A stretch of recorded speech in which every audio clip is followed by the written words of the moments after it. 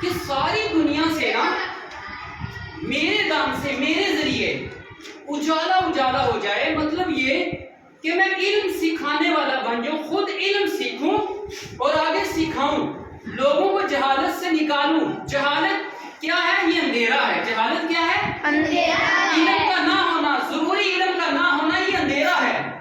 इस अंधेरे को मैं दूर करना चाहता हूँ। इल्म दीन हासिल कर कर पूरी दुनिया में मैं इल्म सिखाकर उजाला कर दूंगा कि मेरे दम से, मेरे जरिए सारी दुनिया से अंधेरा दूर हो जाए और उजाला हो जाए। इसका मतलब ये नहीं कि मैं जहां जाऊं तो वहां पे बल्ब की जरूरत ना पड़े।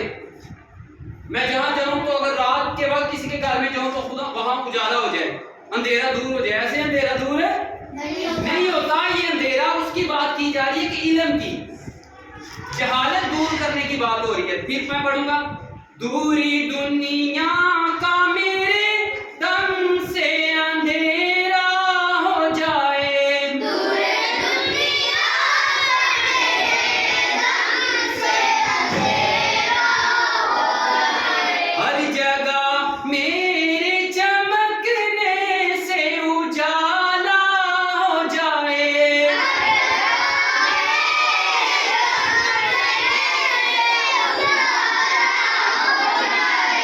अब मैं ये नहीं है कि जुगनू की तरह चमकने लग जाऊंगा रात के वक्त तो मेरे जरिए उजाला हो जाएगा और मैं बल्ब का काम दूंगा, ऐसा नहीं है।